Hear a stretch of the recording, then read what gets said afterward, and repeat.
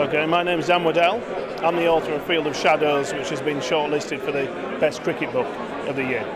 So, what inspired you to write a book? Well, I've written several books, but this book in particular, it was an unknown story of a cricket tour to Nazi Germany in 1937. And I came across it, I was reading a history of German cricket, one and only book ever written about German cricket, 24 pages long, which tells you how much history of German cricket there actually is. But it mentioned a tour in 1937 by the gentlemen of Worcestershire. And I thought, 1937, Hitler, there has to be an interesting story there. So that led me on a 4-year journey to discover exactly what happened. And did you get much support from your publisher, or was this something you did on your own before?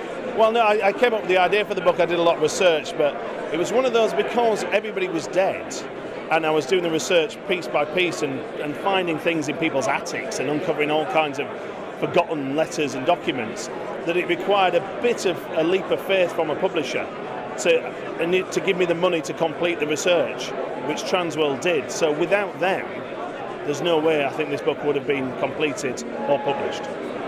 Are there any other books you've read this year that you think are outstanding? Well, in the cricket category, there's at least 3 other books that I've read which I know would be worthy winners. I don't just say that because that's what everybody says, but Peter O'Bone's History of Pakistani Cricket is a very entertaining book.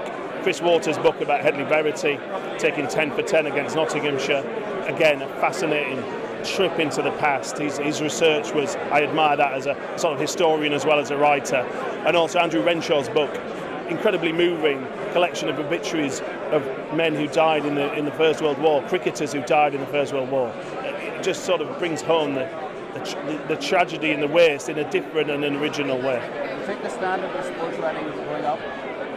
Without a shadow of a doubt. I mean, I came here, my father was a darts commentator called Waddell, and he wrote a number of books, and I remember coming 7 or 8 years ago when his book about darts, Bellies and Bullseyes, was nominated for the best autobiography. And I can tell you now, the standard of the books that were nominated then have got nothing on this year. You just look around at each and every list, and the standard is amazing.